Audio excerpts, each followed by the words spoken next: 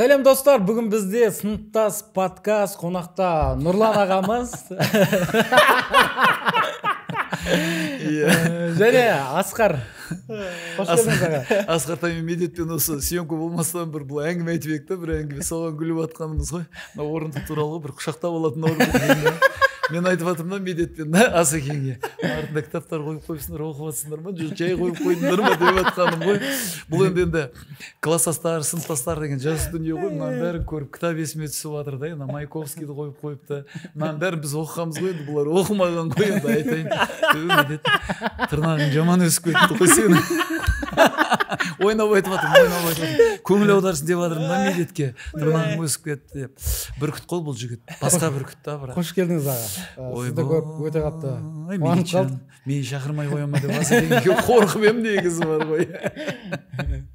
Енді біздің подкаст мектеп кезде қызықтар жайлы, студент кездегі болса да болады, ата-ана, жалпы мектептің тақырыбы, мектептің айналасы, ұстаздар кезіміздегі, мектептегі ғашық болған кездер, енді балалық махаббат деген сияқты. Қай жыл сендердікі?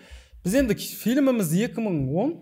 Ойбай, Медетжан, ойбай, Медетжан, қойса, 2010 несі? 2010 жыл мен қайықта жүргенімді білесің ба сен, жаным? Біз 91-де бітіріп кеткенбіз ғой, мектепті 91-ші жылы. Сол жылдарда қызықтары болса да болады. Ойбай, сендердікі жақсы да, я. Біз өсекті барып айтатын ек қой. Біз өсекті адамды көріп айтатынбыз. Бізде телефон, смс деген жоқ қой. Бізде мектептің уақытысында не? Жақсы көрсең бір қызды партаға жазып кетесің, болды ғой, басқа жоқ. смс сол бізде. Сол себепті сен записка жазасың, оны берсең біреу оқып қояды жолдан. Сонымен қырыласың. Сол 10-шы класты бітіргенше, 10-ақ сынып еді ғой кезде, 10-шы класты бітіргенше сол туралы өсек айтатын ғой бәрі. Сөйтіп соңында ол қызға үйленбей, басқа қызға үйленіп кететін қой. Сол қыз үшін мектепте төбелесесің, ұрсасың, қырылсасың. Сол кіріп қалса спорт залға қатты ойнап кетесің ғой, баскетбол. Футбол ойнап жатқан кезде сол қыз арасында тұрса, ойбай, Мессидан қатты ойнайсың ғой, Криштианодан. Бірақ шыққаннан кейін барлық жерің ауырып, кейін 10-шы сыныптан кейін түсінесің да, не үшін оның барлығы деп. Оның бәрі мотивация ғой. Киноға деген бүгін мотивация ғой енді, сыныптастар, класстастар туралы. 2010 жыл енді смс болды. 2010 жыл біздің үйдегілер оқып жүрді ғой, бәрін білем мен, қандай болғанын. Сол себеп жиналысқа барғанда еститінмін ғой енді. Бірақ енді 2010-ның оқушылары ондай емес қой. Қатты да төбелескен жоқ қой, бұлай айта салайын еді. Ол кезде заң күшті болды. Біздің уақыт кеңес дәуірінің заманы, бізде бір нәрсеге жабыссаң, соңына дейін жабысуың керек болды да. Менің кішкене тілім болды да, сол себептен көп жерге өтіп кете бердім.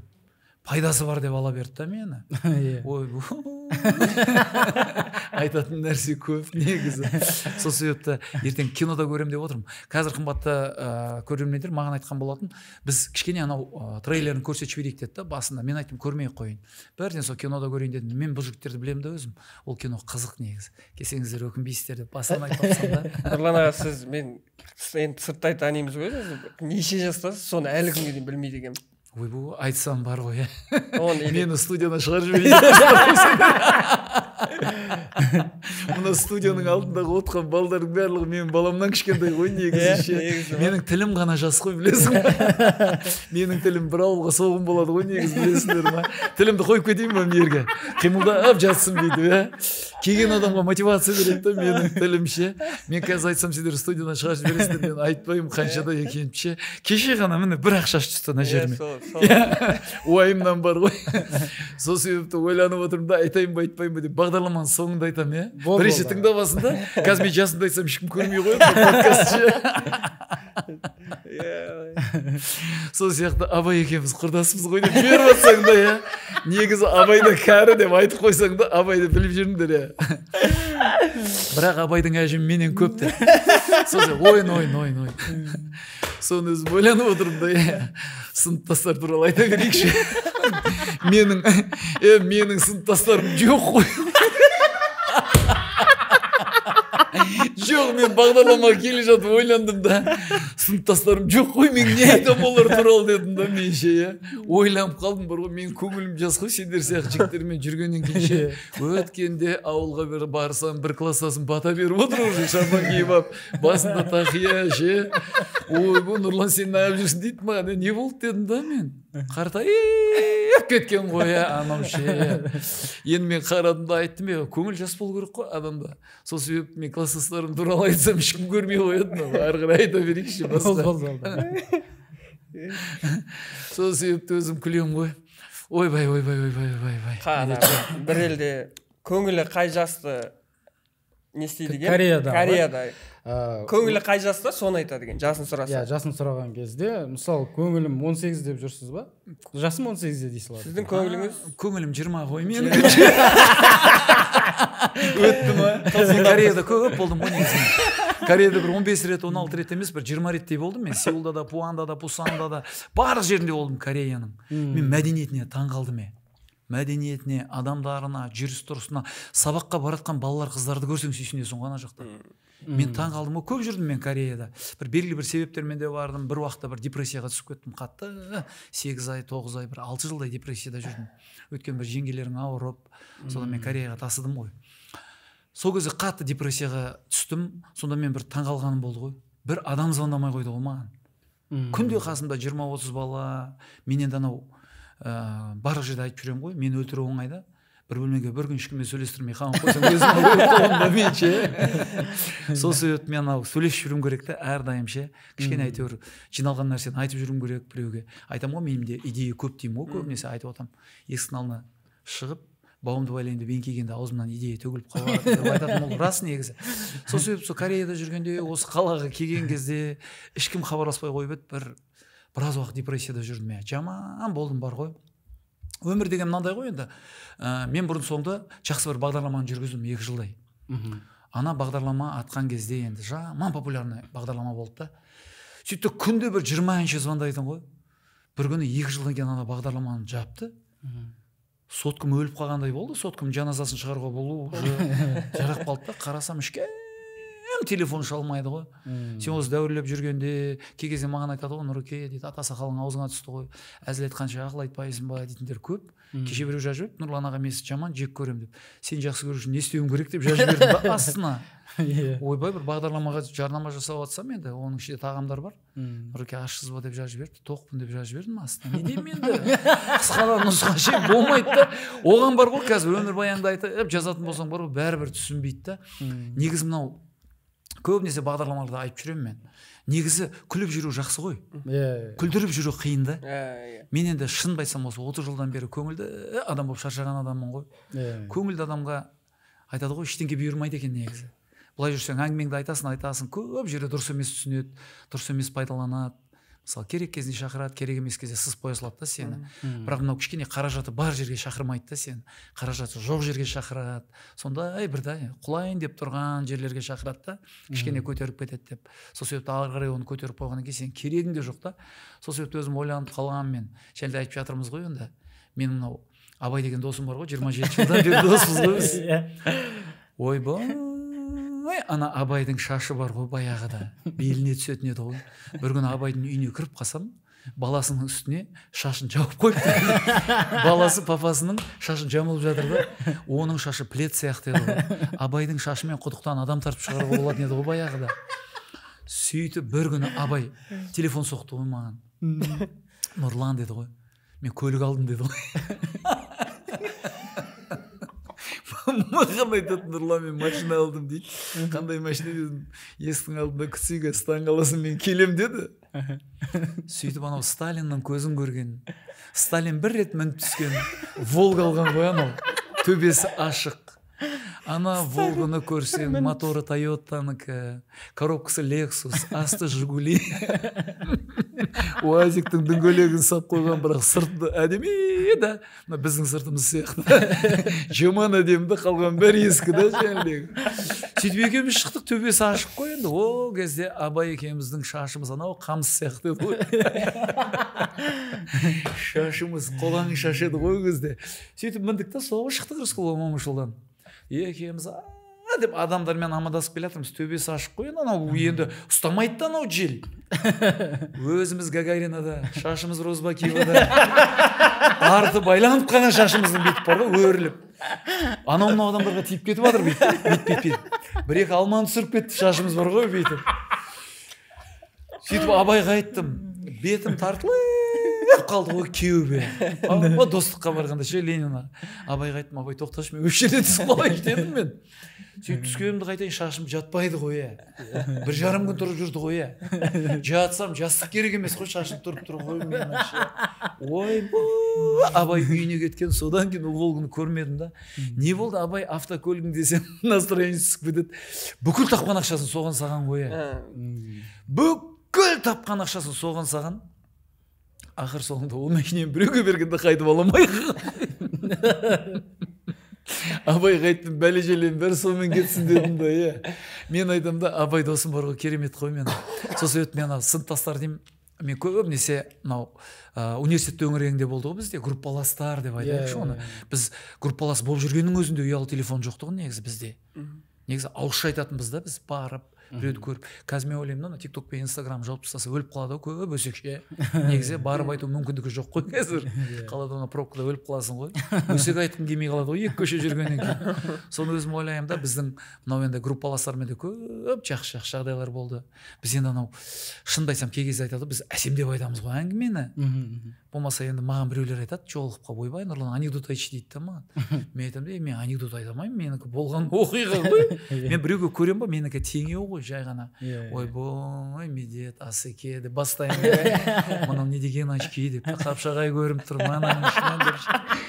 Сол сияқты нәрсе да, мысалы, мына очкиді кисең деп, өмір әдем болып кетіп жатқан шығар деп. Сондай бір теңеулер айтамын да мен ше, очкиді. Сол себепті кей кезде ойланып қаламын да мен. Сол теңеуден кейбір кездерде таяқты.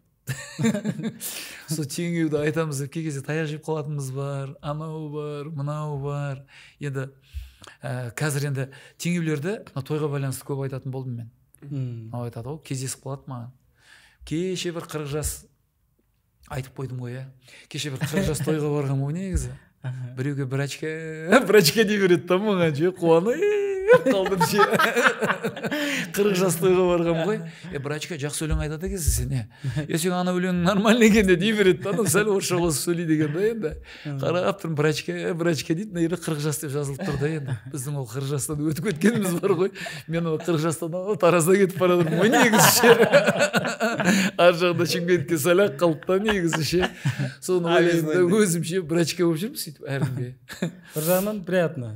Бір шетінен қуантады негізі. Мен ол жасты алып шығамын ғой баламды. Інің ба дейді ғой маған. Інім деймін да мен. Ойбой, ол жастың аяқ киімі 43 қой негізі. Қайық сияқты ғой, білесің ғой.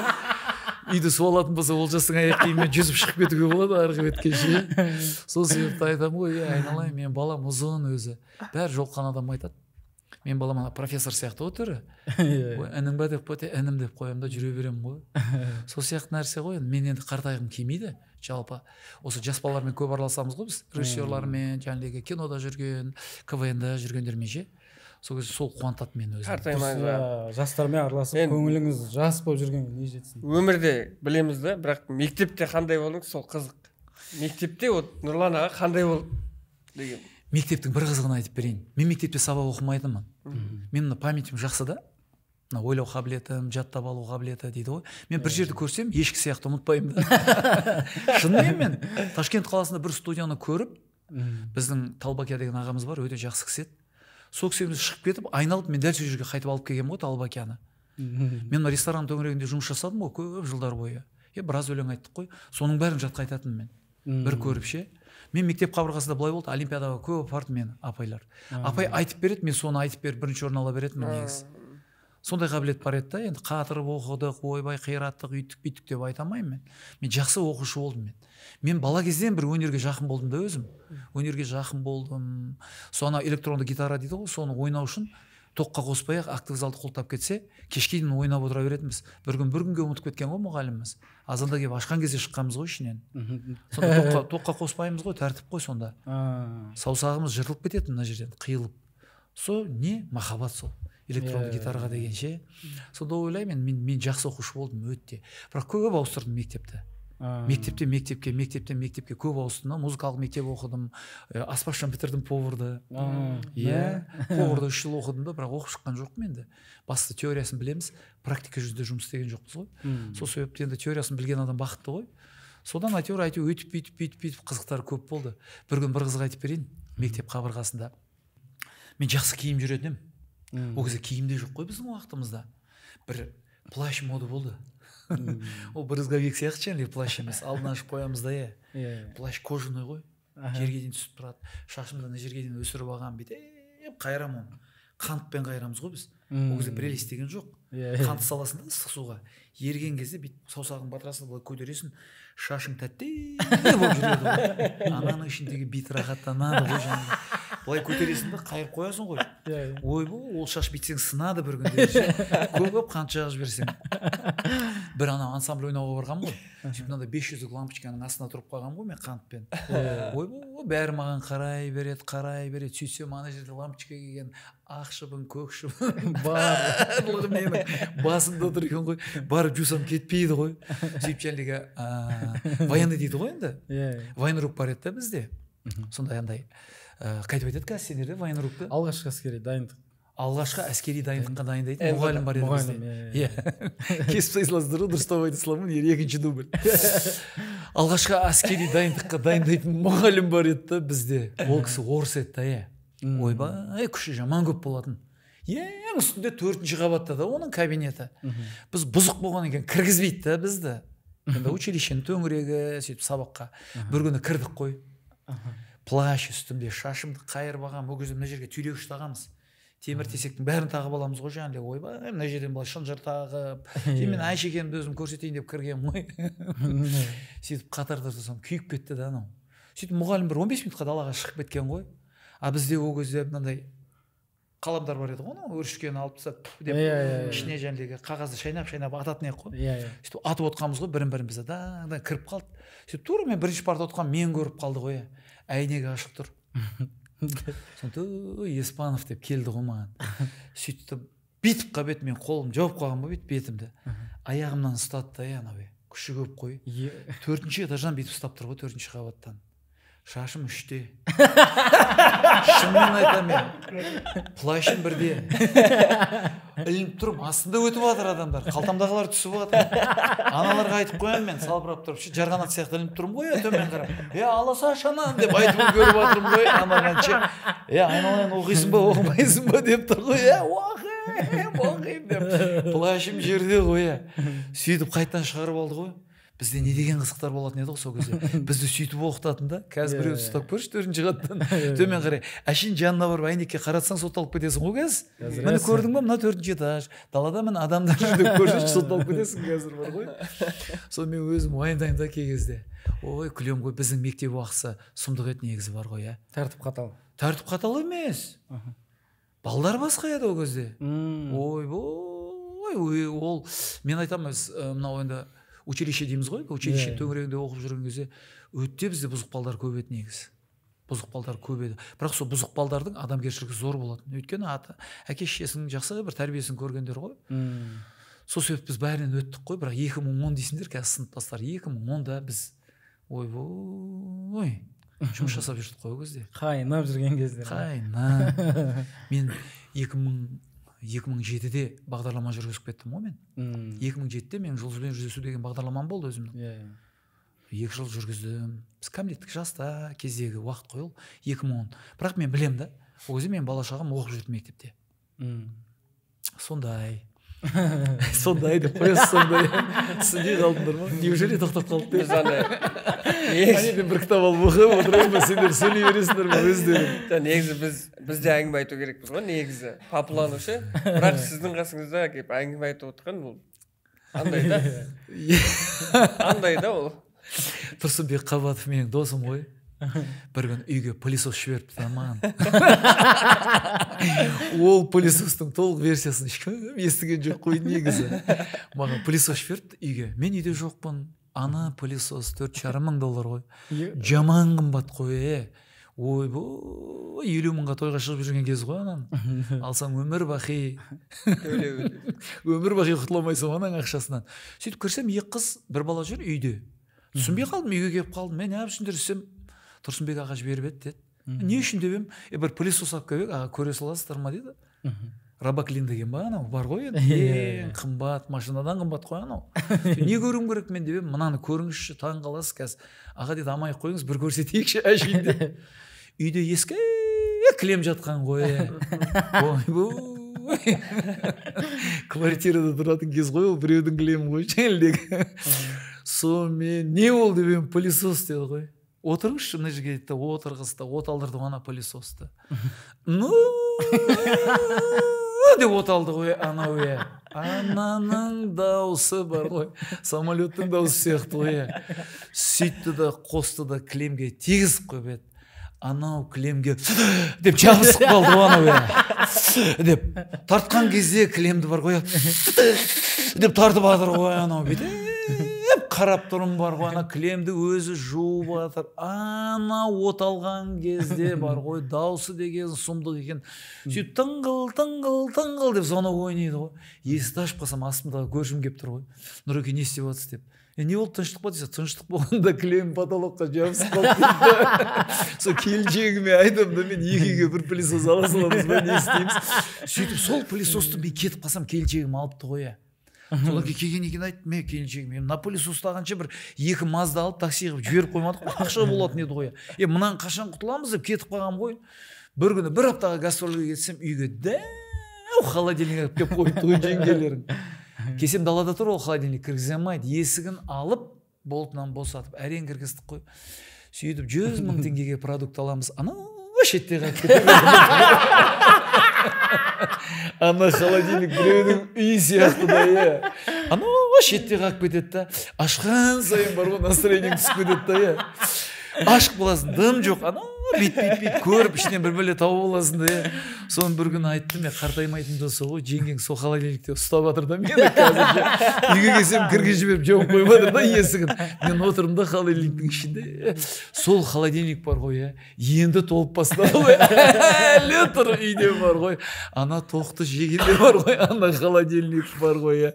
Тоқты жегенде шошисыңдар ғой. Соны мен ойлаймын да, осындай әңгімелер көп да менде негізше. Соны өмірде болған ғой жаңылдегі әкеп береді. Сөйтіп жеңгелерің жүр ғой. Не істеймін мен енді? О, мен шешем сияқты болып қалды ғой қазір. 31 жыл болды ғой жеңгелеріңмен. Ай десе тыңдап қалып жатырмыз ғой. Кейіннен есімізге түсіп жатыр ғой, еркек екенбіз. Ай деп қалып жатырмыз да. Былай. Соны айтамын да, енді бастысы бұрын соңды әжем айтушы еді маған. Бірінші шекер, екіншісі бекер, үшіншісі кетер деп. Сол себепті бәрі жақсы болу керек. Үйленгесіңдер ма деп сұрап бойдақсыңдар ма? Үйленгесің ба? Кейін айтам, эфирден тыс. Үйлену және оның жолдары деген кітапты мен жазған ба, білесің ба?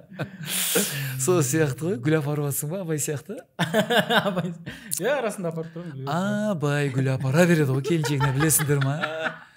Ой, тойдан ұрланған гүл ғой негізі ғой. Ойнап айтам, ойлап қалмаңдар. Қасында бір Бакенти деген администраторы бар да, ол тойға кіреді. Сөйтіп енді және Бакенти тұрады ғой оң жақта.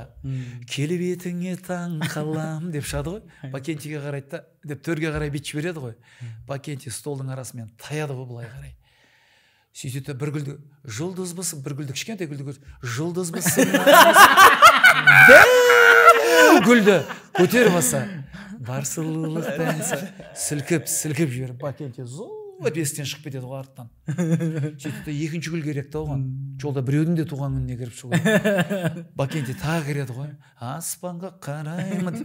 Барады, гүл жоқ та ана жерде. Дәу гүл. Кішкентай гүл десе, жұлдызы сонай. Жоқ қой бұнадан басқа сен. Сол жұлдыздың ішінде сен жоқсың арай кет. Сөйтіп маған келіншегім айтады. Абайдан үлгі алмайсың ба дейді. Не болды дейді. Күнде келіншегіне гүл апарып жатыр дейді. Абай, мен айтамын, тойдан алынған гүлдер ғой, қойшы яным, ол көмем ғой мен сені. Ондай гүлді мен күнде көмем ғой мен. Бір күнде 7 той 8 тойға кірем ғой. Соның 4-еуі тегін. Тегін тойдан бір гүл алып шығамын. Сол 4 тегін тойда гүл береді ғой енді. Басқа нәрсе бермесе де ше. Соны ойлаймын да, ой, айтып қоямын да, ол тегін тойдан гүл әкеп бере саламын ғой мен саған дедім да. Сөйтсем күледі ғой. Абайды айтсай тағы да.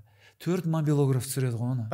Үйге кіре берген кезде 20 дубльдан кіріп бара жатып және жүрегімде нәзік мөлдір сезім бар деп гүлді береді да. Мынаяқтағылар деп қуанады ғой. Дұрыс қуанбай қалса екінші дубль деп кетіп қалды. Дұрыстап қуаныңдар еді. Монтаж өз қолында ғой енді. Менде мобилограф жоқ қой. Турцияға барғам ғой. Мана камераны сендер әдемі түсіресіңдер ғой. Артқа қаратып вообще. Біреу көрсетші деп қоймады бір жерде. Мынау теңіздің жаны, дәл осы жерде мен келе жатырмын десем, бетім түспей қалған, шашым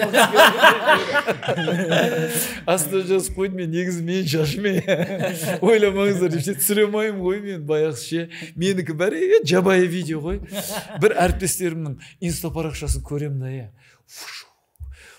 деп сыбады ғой. Менікше келдік мына палау жеуге деп шең бір дубльда үзілмеген, қырқылмаған, монтаж жоқ. Бірақ дубльдан мына ішінде күріштері бар екен, мей жатыр дейсің. Мен де отырмын осы жерде, не еріңе майдырып отырып қой, сүйерде сіртіп монтаж жоқ. Жеп жатырық шынымен де қойын, жеп жатырық деп көрсетіп, соны саз жібере саламын ғой. Сол 2,5 миллион просмотр өткенде бір балаға күшті видео істеп берші дедім. Бет тойханаға кіріп барады, бір екеуіні былай серьезно түрістеп, кірсен анан қой ананы, әке микрофон деген ғой және әдемілер қойып береді. Ешкім көрмепті, астына біреу жазып жіберіпті, Нұрлан дым жараспайды екен, жүре берші ана жабайы видеода депті. Мен өзім жабайы болып қалған болса, жабайы болып жүре берші деп жазып қойыпты астына ше. Қайтеймін, өтпеймін да мен андай. 4К дегендермен өтпеймін да мен ше. Сол себеп сол жабайы видеоларым жақсы екен да меніңше.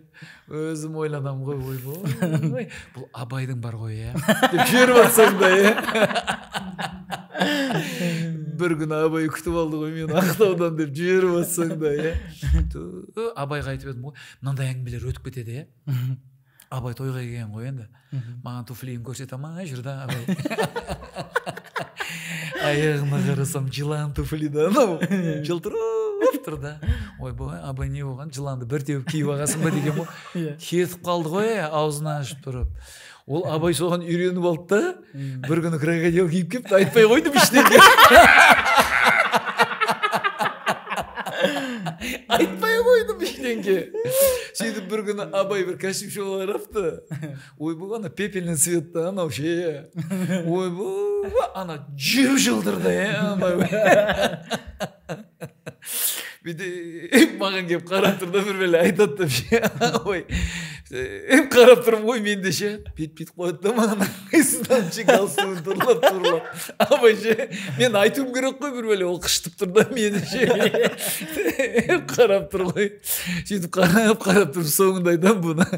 Ойбай, Абай бар ғой, ол комедия ғой, менің досым ғой Абай ше. 27 жылдан бері бар ғой, ол бір бәле істейді да жүреді ғой. Менің ана самса видеоларым бар ғой, бәрін тығылып түсірген сол ғой негізі. Ана екінші дубльдан айтамаймын ғой мен әңгімені. Ол бір дубльдан түсіріп алған ғой, бәрін. Баяғыда қызық болғамыз ғой. Нұрлан Абдуллин ағамыз Чимкентке келген ғой, тойғасы кеп баратырмыз да. Тәуке хан бойымен келе жатырмыз, бізде тандыр көп қой, самса пісіре береді ғой бізде бәрі. Иісі бұрқырап тұрады ғой. Тойға кешіп баратырмыз. Әйнекті шатта самса несін ай, лепешканың иісін ай дей береді да, келе жатып айттым, мен Нұреке сәл шыдаңызшы дедім. Той біткесін үстіңізге лепешкадан шапан, жағасын самсадан тігіп бердім. Барғанша жеп барасыз дедім да. Соны әлі айтады ғой маған. Содан мынау қазанның төңірегіне кірдім да мен ше. Енді мен повармын ғой. Бір күн шаш беріп маған мына палауды жеңіздер десем, Нұрлан басқа істейтін тілің жоқ қой, бір ән салсай деп қойды да біреу ше. Не істеймін, ақша төлеп жатыр да солар. Бала-шаға асырау керек, қымбатты көрермен дұрыссыңыздар. Бірақ жаман жер көрсетіп жатқан жоқпын ғой. Біреу жазбайды негізі. Ана жерге барып отравление болып қалдық, мына жердің палауы ұнамады деп айтпайды да ешкім. Мен өйткені өзім жеп көремін да бірінші. Өзім повармын ғой. Жеймін да, дәмі ұнаса ғана жарнама жасаймын. Ұнамай қалса жайлап кетіп қаламын да, сылтау тауып бір бәле қылып, кәсіппен шықпайшы далаға. Кәсіппен ертең хабарласамын дейсің да, амал жоқ кетесің. Бірақ шығып барып жазып жібересің да, болмады енді, сәл турласаңдаршы деп. Сол сияқты нәрсе ғой. Біз сол әйтеуір қазір палау, балық, сол төңірегінде жүрміз ғой. Түрім самсаға ұқсап қалған жоқ па, байқап отқан жоқсыңдар ма? Шашы бар самса көріп отқан жоқсыңдар ма? Әйтеуір мен түрімді көріп. Біреу жазып жіберді, маған шашыңды өртеп жібереді екен сенің депше. Өртемей қойыңыздаршы, түсіп жатыр. Білесіздер ғой, азайып қалды өзі, мына шаш бар ғой. Мынандай шашпен жүру оңай емес қой. Бәрі алдырып тастады ғой. Мен ақ қалдым ғой. Шынымен айтамын, мен ақ қалдым. 30 жыл болды ма шашын тұрғанына. осыны алдырсам сендерге берейін, музейге қоясыңдар, керек болады, сатасыңдар Еспановтың шашы деп. Бір күнде тісім түсіп қалды менің ше. Сөйттім да тісімді түсірдім да Инстаграмға салып қойдым, тісім түсіп қалды сатам деп. Сөйтіп тараздан ініміз звондайды, Әлібек деген. Нұреке, анан маған бере салыңызшы дейді ана тісті. Не істейсің десем, мына жеріме тесіп тағып мына жеріме тесіп, не болды сен бәле-жәледен қорғаймын десем, жоқ деп қойды, өлең айтып кететін шығармын мүмкін дейді. Мүмкін тілім жұмыс істейтін шығар, әзіл айтып кететін шығармын. Мына жерге тағып қоямын, Нұреке бере салыңызшы, сатпай қойыңызшы маған дейді да. Сонымен мен онда да жақпайсың ғой, мысалы бір нәрсе айтасың, қымбатты көрермендер ше, сіздер ойламаңыздаршы, негізі әзіл айту оңай емес негізі бар ғой. Біз ана 30 жыл бойы өтірік көңілді адам болып шаршаған адамбыз ғой. Біз сіздер үшін жасаймыз. Міне, Асекең бар, Мәкең бар. Бұлардың барлығы осы подкастын неге түсіріп жатыр?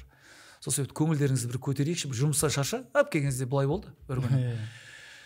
Мені күлдіретін адам жоқ қой негізі. Шынымен айтамын. Мен анау қазір мен 5 поколение көрдім ғой. 5 поколение көрдім мен өнерде. Соны сұрайын деп отқанбыз ғой, сіз халықты күлдіріп жүресіз, сізді күлдіретін кім деп. Өз әзіліме өзім күліп жүрмін десем өзіме өзім күліп жүрмін қазір. Мен 5 поколение көрдім ғой. Сол бұл әзілдердің барлығы 5 поколениенің қосындысы да. Солянка да, тоғысқан тағдырлар деп қоясың. Нұрлан Еспановтың тоғысқан тағдырлар деп. Сол себепті мен өзім ойлаймын да, 5 поколение көрдім, бізде айтатын әңгіме бар ғой халыққа. Сол себепті кей кезде жаман комментарий жазып жатады, жаман жазбаңыздаршы, ұнамаса өткізіп жіберуге болады ғой. Маған да көп нәрсе ұнамайды негізше. Сол ұнамайтын нәрсені ұнамайды деп айтамаймын да, мен содан кейін жас көрінемін да. Күліп жүру керек, арам ойламасаңыздар болды. Бәрі жақсы болады негізше. Менде әзіл көп. Айта берейін десем, мыналардың уақыты жетпей қала ма деп қорқып отырмын да. Нұреке деп кеше біреу айтып еді, бізде сөйлейміз ба деп келмейді негіздерше. Міне сөйлетейін деп отырмын да. Сол себептен де айтып отқаным ғой, сіздерге көңілді қызықты болсын деп. Көп рахмет әрине. Қоя берді сұрақтарыңды, мен сөйлеп алайын. Камера сендерді түсіре тұрсын десең. Сол біз енді 5 жылдан бері осы сериалдан басталған жоба ғой. Осы үлкен киноға, фильмге жалғасып жатқаны. Ішінде енді фильмді көбісі сол мектеп туралы ма, сол сериал туралы ма деп сұрап жатқандар бар. Сол туралы қысқаша айтып өте салайық ортасында әңгімеміздің. Жалпы фильмнің сериалға қатысы жоқ, өзіндік тәрбиелік мағынасы бар. Ең бастысы сол нәрсе, өйткені соңғы уақытта жаңалықтарда да көбейіп кетті, кішкентай оқушылардың буллингі, төбелесі, өлімі деген сияқты нәрселердің барлығын алдын алу фильмді көріп шыққан адам біраз ой түйіп, одан бөлек мектеп кездегі қызықтар да бар, мектеп кездегі бір жизалар да бар, былайша айтқанда. Сондай өзінің тәрбиелік мағынасы бар, көп нәрсені қамтитын фильм болады. Бұйыртса сериалға ешқандай қатысы жоқ. Құрметті көрермендер, 30 қазаннан бастап бүкіл кинотеатрларына. Негізі мына мұғалімнің рөлі ма жоқ бет, мен жайлап пицца алып өтіп кететін ше, сіз бола ма, сіз болмайды, сіз қайып шығып кете салатын рөлдер болады ғой, қатты жатталып қалатын. Жиза деген сөздер ұнайды да маған ше. Сіз енді қолданбаймыз ғой, көрдіңіздер ғой, киноға шақырудың бір тәсілі ғой. Жизалар бар деп ше, жаңалегі. Братан деп келеді мағанда ше. Бәрін түсіп тұрасың да, қосылып кетейінсің, ұяласың да. Жан-жағыма қарай беремін, жастар келіп қалса ше, бір артық бір бәле айтып қоямын деп ше. Ой, енді мынаны көріп отырмын ғой қазір. Негізі қатысы жоқ қой мына подкасттың мына киноға, бірақ бәрібір айтайын да, менің де 10 декабрь күні концертім болады Республика сарайында. Бірақ бір бұл жоқ, мына киноның қатысы жоқ қой мына подкастқа. Жоқ, айта беріңіз, біздің кино ғой, біздің. Менде бір қатысы жоқ, әңгіме айтсам бола ма міне? Болады әрине. 10 желтоқсанда Республика сарайында мен концертім өтейін деп жатыр, келіңіздер, ән мен әңгіме деген. Есіктің алдына дәл тіл іліп қояйын деп жатыр, бүйтше қызық болады, келіңіздер, әбден күлесіздер. Мынандай әншілер болады. 10 декабрь деп айтайыншы, түсінікті болу үшін. Бұл ақпараттың да негізі мына подкастқа, мына киноға қатысы жоқ негізі. Айтып шақыра салайын сіздерді, өте қызық болады. Менің жаңа әзілдерім кетеді ол жерде. Әзілді мен айтпаймын, жалпы әзіл айтатын азаматтар айтады. Мен өткенде бір тойға жүгіріп кірсем, бір апамыз шығып, Нұрланжан айналайын, сен ән айтпай-ақ қой, үстінен 200 мың теңге қосып берейік, тек қана анекдоттарды айтып кете берші дейді маған. Апама қарап айттым, апа дедім, мен мынандай публично әзіл айта алмаймын, апа. Менікі осы подкастта, айтам ғой, бірақ түбін түсіремін. Амал жоқ енді, кейбір кезде өтпей қаласың да, ана жерде мойындау керек та. Сол кезде тыңдайтын адам бар, әзілде тыңдамайтын адам бар, өтетіні бар, өтпейтіні бар. Оның қайсысын талдап тұрасың ол жерде. Соны кірдім да бүйтіп қарадым да адамдарға, ай осы жерге әзіл өтпейді ау дедім. Кірдім да апамыз айтады, Нұрлан әзіліңді айтшы. Жоқ апа, мен айта алмаймын. Түрін біреуге ұқсай ма десем, жоқ ешкімге ұқсамайды, еспанымсың ғой дейді. Болды апа, мен тек ән, иә композиторым, мен осындаймын деймін ғой. Сол әйтеуір мынау Олег Попов айтады ғой баяғыда, әйгілі клоун ғой. Обычно у самого веселого человека самая грустная душа дейді ғой. Мұңаятын сәттер көп қой. Бір күні үйде жатып ақын емеспін ғой, өлең жаздым. Менікі Құдайға жақын тұрамын ғой, мен ең үстінде. Кеше землетрясение болған кезде түсіп қала жаздадық қой жерге. Үй шайқалған кезде, біздің үй шайқалмайды екен. Біздің үй бар ғой, билейді екен ол. Биші үй екен, бүйтіп қозғалған кезде бар ғой, Ташкентскийге түсіп қала жаздадық. Сұмдық болды ғой, анау бар ғой. Сөйтіп үйде отырып бір кішкене мұңайып кеттім, әйнекке қарап, бүкіл қала көрініп тұрады ғой. Сөйтіп өлең жаздым да мене. Тыңдап көріңдерші мына өлеңді. Ой, ұрышқаланба, не істеймін, әпке жана қаламды деп айқайлап атсаң да, кеше ұланның айтқан әзілі өтіп кетті да маған. Екі арыз жазасын үршке бірін-біріне қарап, бізге жұмақтан орын жоқ шығар дегенше, сол сияқты жайлап қалам алдым да, далаға қарап тұрып биттім ғой. Кей кезде көңілімді мұң басады. Өткен оймен жаңа ой таласады. Шешімін таба алмай ет жүрегім, түнгі қала көз алдымда сыр ашады. Жаңа дос, ескі дос бар, жолдастар көп. Көңіліңді түсінбесе, бұл өмір бос дедім да ары қарай шықпай қалды. Содан 6 ай өтті, әлі жоқ. Ақындарға берейін десем күлема деп қорқам. Мияқта Рамазан отыр екен, жайлап содан сұрап алу керек еді авторы. Сен деп жаса салайын Рамазан, аяқ жағын бір шумақ жалғап жіберші, шықпай жатыр дедім да мен. Ой, сөйтіп короче, ақын болып кете жаздадым мен өткенде ше. Енді жаман екен мынау, жалғыздық деген бар ғой, қиын екен. Маған айтады, неге қартаймайсың Нұреке дейді да маған. Мен айтамын, қартаюға уақыт жоқ деймін да мен. Адам жаман ойламаса қартаймайды. Өсек айтпаса қартаймайды. Біреуге жамандық жасамаса. Мынау айтайын мен сіздерге, 50-дан асқаннан кейін кішкене бір есеп беретін кез келеді да, отчет. Бала кезде жамандығың көп болса 50-де өліп қаласың негізі. Шынымен айтамын. Бір жауап беретін сәттер болады да істеген тірліктеріңе. Сол себепті қатты ойлану керек. Осы жастан бастап соның фундаментін құя беру керек. Ертең отчет беретін уақыт келеді, сен анаған шаман келмейді, мынаған шаман келмейді. Сол кезде шаман келмей жатқан кезде сол ой келе береді ол кітап болып. Қайта-қайта келеді тағы да. Соның барлығын бар ғой, жатасында ойланып, есеп беремін деп өліп қаласың ғой. А мен тек көңілді жүргенмін да. Сон көңілді нәрсе келіп тұрғаннан кейін тұрып кете беремін да мен. Ойыма келеді, анау жетсе мен ол туралы жаман айтқан жоқпын ғой деймін да мен. Енді бете берсем анау мен өсек айтқан жоқпын ғой деп кетіп қала беремін. А мен мысалы біреу туралы бір нәрсе ойлаймын ба, барып айтып келемін да мен, әзілмен болса да. Соған ше негізі. Мен мынандай адаммын. Уәде беремін ба, істеймін мен. Сен мені жақсы білесің қаншасынан. Уәде бермеймін ба, Асеке, істемеймін мен. Бармайым деймін ба, бармайым бір жерге, болды. Барам деймін ба, ауырып өлейін деп отырсам да барамын сол жерге, бар ғой. Мен сондай адамда сондай болу керек адам. Стержен болу керек та, принципиальный болу керек. Сол себепті баяғыда мен өңшең орыстардың арасында өскенмін ғой негізі. Орыс мектепте 7 жыл сабақ бергенмін ғой мен әннен. Келіншегімді де сүйерден алып кеткем. Өзім ойланам да енді. Оның барлығы ше жақсы екен. Әр қайсынан аласың да. Әр жақтың мәдениетінше. Сол себепті ғой мен енді барлық тілде жақсы сөйлейтін деп жіберіп жатсам да өзіңе жарнама. Енді өстіп күлдірмесем қайтемін енді. Өткенде біреу жүгіріп келіпті, маған той жүргізесіз бе Нұреке деп. Мен жүргізбеймін, тоймен бірге жүремін мен дедім. Ойбай, ақшасын берсе билеп жатырмыз ғой қазір, не істейміз енді. Ойбай, өткенде қызық болды ғой. Қартайып қалдық па, бір жас әншілер келді да, бір досым тойға шақырды, мен Нұреке келе салыңызшы деп. Сөйтіп бардым мен, ойбай, маған микрофон тиіп қала берді. Кесіп тастайсыңдар ғой. Бір тойға бардым да, досым ғой менің. Ойбай, жаман крутой той екен да, анау. Барсам енді аттарын айтпай қойын, жас әншілер тұр да, гонорары өте қымбат бар ғой. Соған мен ақша сұраған жоқпын досымнан. Анаған 4 миллион берді, маған 2 миллион берді, маған 200 мың теңге беріп жатыр да досым. Настроением түсіп кетті, анаған қарадым да, аналардың көзінше айттым міне. Сен тентексің ба дедім, аналарға не көрсетіп беріп жатсың дедім да мынаны. Мен сенен ақша сұрадым ба дедім, жоқ деді. Енді жол күре ғой Нұреке дедім, жол күре керек емес, мен сенен жол күре сұрадым ба дедім да. Айналайын, бізде фундамент бар, мыналардың көзінше құрттың ғой сен біздің үйде жатқан әншілер. Мақұл еді гонорары бізден қымбат болса. Жақсы деп кетіп қалғанмын ғой, 200 мыңды алмай. Сөйтіп бәрден блокқа қойдым, төменге түстім. 9-шы этаж ба, содан 10-нан ба түстім мен. Ресторан сондай жерде да, енді 9-шы этажда. Түсіп енді Ерланды білесің ғой, енді есік алдында Ерлан күтіп алады ғой. Ақша алып келмесең қылдырады ғой, білесің ғой. Қолыңды тырнап алады ғой, бүйтше ақша алып келсең. Қамайды ғой мынау. Сай-салада ештеңе қамайды да. Сол есіктің алдына шығып қалдым да, Ерлан қайтып отырмын ғой, Ерлан осындай болды төбеде, анаған 4 миллион берді, анаған 200, енді 2 миллион берді. Маған 200 мың теңге берді, алмай кеттім. Не дейді да Ерлан? Аналардың көзінше ұят қой сен. Нұрлан басың істемейді, 3 миллион 800 мың кеше алып қоймем деп ала салмайсың ба дейді маған.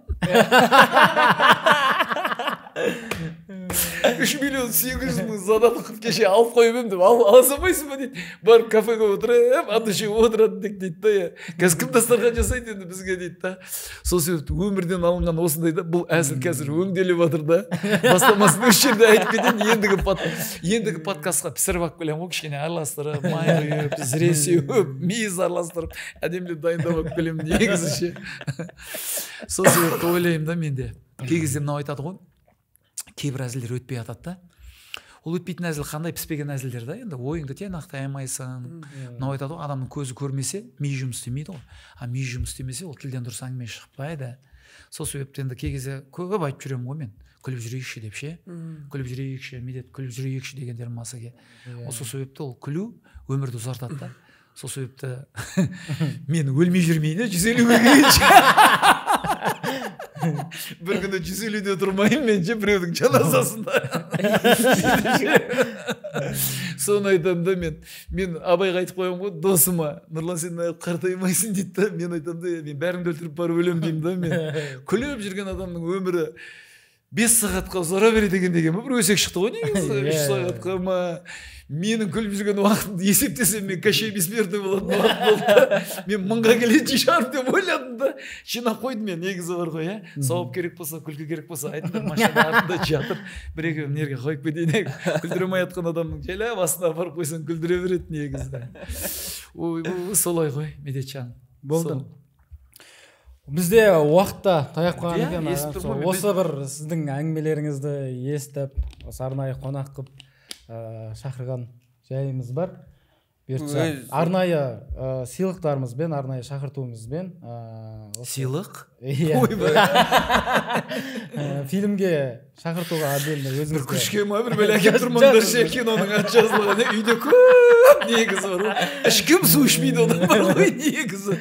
Келеді мынада ағаштан істеп қойған, ашпасаң 4 кәмпит жатады да, ішінде сондай істемеңдер ше. Ерекше сыйлықтарымызбен. Ана бір кітап емес па әйтеуір артындағы. Өзіміздің дайындаған сыйлықтарымыз бар, арнайы шақыртуымызбен бұйыртса. Бір пресс счет беріп жүрмеңдер, ана отыр ғой, жоңышқа. Ана жақта алмай. Шақыртуымызбен барамыз Құдай қаласа. Келесіздер ма? Отдельно өзіміз. Айтшы қанша күтейін деп жіберіп алсаң да. Талай адам келмей қалды ғой, негізі келем. Жете алмай қалды, осы киноға барып алған кездеріміз болды да енді. Жоқ, бізде ондай жоқ, барлығы арнайы дайындықпен, жоғары сапамен деген сияқты ерекше сыйлықтарымызбен ерекше алғысымызды білдіреміз. Арнайы өстіп бізді інілеріңізді қолдап подкастқа келіп диплом істеп деген сияқты мақтау қағаз десе. Көп рахмет аға. Өздеріңе рахмет, Асаке. Маке, рахмет көп. Өз әңгімеңізді аузыңыздан естігенімізге қуаныштымыз. Аузым тастап кетейін бе осы жерге? Жатсын берді. Үстіне свеча қойып қоясыңдар ма? Майшам. Менің аузым пайдасы көп негізі алып қалыңдар.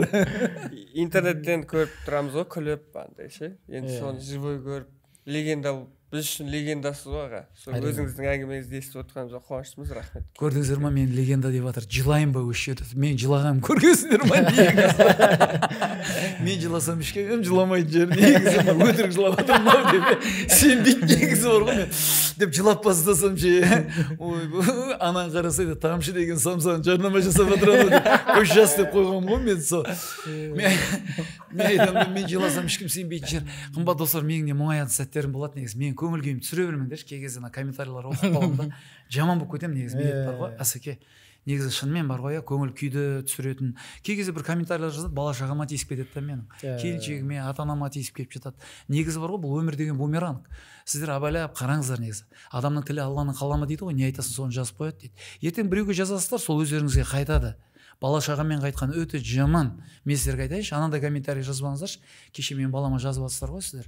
Негізі анандай, мынандай, боқтап, ауыздарыңызға келгенді оттап. Негізі мен бар ғой, тауып аламын ғой. Кез келген комментарий жазған адамды бар ғой, мен тауып алуға мүмкіндігім бар. Оған қауқарым да жетеді. Бірақ қойшы деймін да, әлде де болса мүмкіндік беремін да мен. Түзелетін шығар деп. Сол себепті жаман коммент жазбаңыздар. Енді сол үшін не істеу керек? Барлығымыз кинода жиналайық. Киноға келсеңіздерші. Аман болыңыздар. Құрметті достар, бұл бізде сыныптас подкаст. Бұйыртса барша сыныптастарды, барша біздің сүйікті көрермендерімізді 30 қазаннан бастап Қазақстанның барлық кинотеатрларында сыныптас фильмді күтетін боламыз. Басыңыздан өткен қызықты оқиғаларыңыз болса, комментарийға жазып кетіңіздер.